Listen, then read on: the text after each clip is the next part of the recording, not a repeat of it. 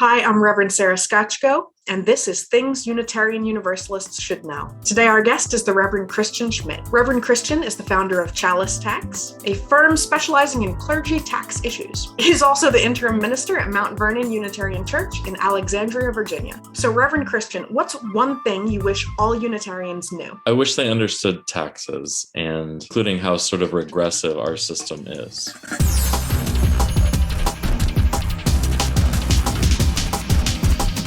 The truth is, the way we usually talk about taxes in this country is very limited and I think very opaque to most people. We have a pretty complicated tax system in that there are a lot of different kinds of taxes that people pay either directly or indirectly. We're usually talking about things like income tax, which is if you make money, you pay a percentage of that to the government. But the truth is that that's just one form of tax, right? We also pay what's called payroll taxes. You pay sales tax, you pay property tax. Even if you're renting, you're really paying property tax. It's just your landlord is taking your rent money and paying their property tax. There are tariffs on imports, which tariff is just a fancy word for a certain kind of tax. Almost any government fee, in a sense, so your fee to renew your driver's license is basically a tax, right? Any money that's going to support. The reason I'm so concerned about this, there's nothing wrong with having a lot of different kinds of taxes, I don't think, but our system tends to make poor people pay more money, which is not the way that it's usually talked about, because income tax doesn't work that way, right?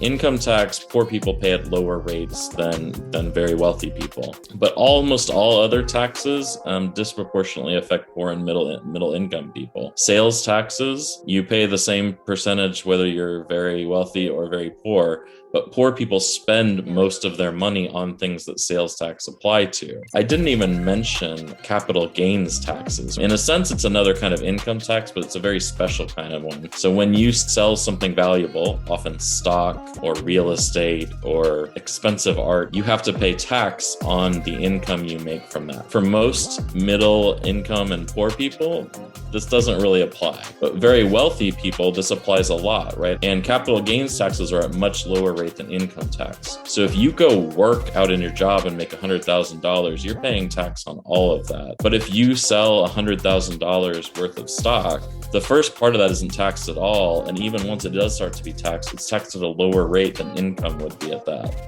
So this disproportionately helps really rich people, and is why you hear things like Warren Buffett paid almost no tax last year. We have a form of a wealth tax in this country, but it's a very limited form, and that's really what property tax is. And that dates back a couple hundred years, back when most of the wealth in this country was in land. Now, that doesn't really make that much sense because wealthy people, most of their wealth is not tied up in land. It's tied up in stock. So a property tax is today is a really inefficient way of tackling wealth and trying to make wealth more equal in this country. Why is this a Unitarian Universalist issue?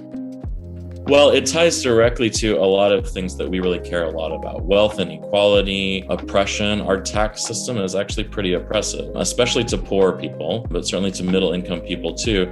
And in fact, there's parts of the tax that are really pretty racist. And it's not coded as racist. It doesn't say Black people pay more. But when you have a systemic way of setting up taxes that ultimately makes people of color pay more than white people of similar wealth, then that's racist. One of the ways it shows up is, this gets a tiny bit technical, but if you are a single person, you pay taxes at a certain rate. The first chunk of your money is taxed at this rate, the next chunk is taxed at this rate, so on and so forth. If you get married, it still applies, but suddenly the brackets are twice as large. Well, it turns out that in America today, and historically, this has really benefited white people who tend to have more families with one income earner, one big income earner. So if you make $200,000 a year, get married, but your spouse still doesn't work, suddenly you're paying a lower tax rate because you're getting the benefit of their tax bracket, essentially. Black families in particular, but families of color in general, are much more likely to be two income earner families.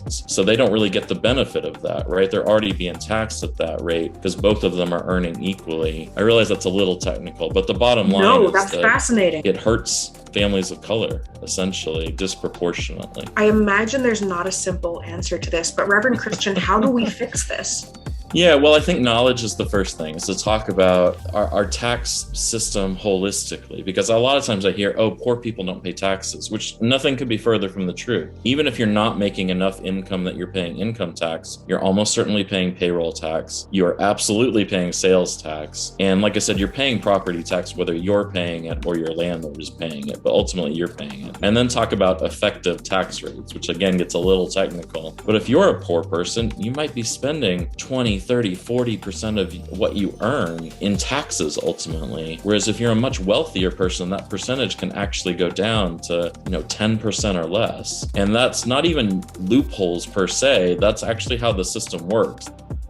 Then we can get into loopholes and ways to avoid paying tax that are technically legal, but I think bad ideas for what we're hoping to do. So knowledge can really help. I think ultimately we need an overhaul of our tax system. A lot of our tax system is really antiquated.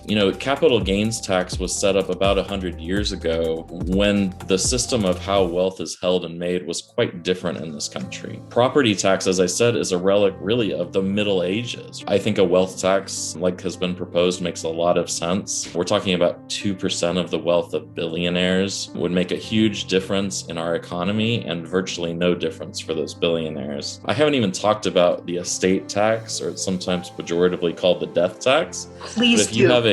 If you have a lot of money, and first of all, it doesn't apply if you're a state, if the things you hold when you die are worth less than about $10 million, it doesn't apply to you at all. So we're only talking about very wealthy people, but there are a zillion ways to avoid paying even that. Reforming that would be an important step too. I'm a big proponent of, when we talk about income tax, I don't think anybody who's not making a living wage should be paying any income tax. And right now, if you're a single person, if you make about $12,000, you're not paying any income tax. If you make any more than that, you're starting to pay at least some income tax. But no one can a live. Living wage in this country is 2, 3, 4 times that, probably. Much less if you're a family of 4, it's a lot more than that. And the ways that we try to make up for that, things like the standard deduction and child tax credits, help, but in some ways they're very strange ways of making that happen. And if you're, I have 4 kids. I get quite a bit of child tax credit. It helps me quite a bit. But if you're in a different situation, you may not be getting any help at all, even though you're really not making that much money, probably not even a living wage necessarily. Another way to fix some of the problems would be to index it to inflation. This has come up a lot in things like the minimum wage, but we have tended to set the minimum wage, A, not very often, and B, set it at a specific number. If we want to set it at $15 an hour, great, but in 10 years, $15 an hour is only going to be $11 an hour. There's a lot of really good solutions. It's just that generally they're either technical and complicated, so no one's interested in them, or they tend to hurt corporations and wealthy people. So there's a lot of lobbying power against them. There's also rampant tax fraud in this country. And every study about this has shown that, statistically speaking, there are hundreds of billions of dollars a year that are not being paid in taxes that should be. And one of the ways that this has played out is the IRS is chronically underfunded. And this is not an accident. Powerful people who don't want to be called out on their tax fraud have lobbied to make this happen. So one of the ways that we could fix our tax system is to actually implement the tax system we have by adequately funding the IRS so that they could do their job. I saw a study that something like every dollar we put into the IRS for their budget would reap something like $10 in tax money that we're missing out on. To be clear, it's not poor people who are evading taxes, is it? Generally speaking, no, because there's a lot of things in place that make that very hard. I have $1 hidden in every book behind me. Often I ask the guests who come on the show if there's anything else you wish all Unitarian Universalists knew. I was about to say I wish more UUs liked sports, but that's probably too much to ask for. I wish more Unitarian Universalists knew why so many people are interested in and value sports, because I'm a huge sports fan and I sometimes just get the blankest of stares, and I don't need people to also like sports like I do at all. Like, that's fine. But I think you're missing out on something if you sort of don't at least kind of get why people are really interested in that. Anything else you wish all UUs knew? As a parent of 4 children, how hard it is right now. I don't think parenting is ever easy, but there's a lot of things working together to make it very hard right now. Reverend Christian, thank you so much for coming on TUUSK. It was a very informative episode. Take care, everyone.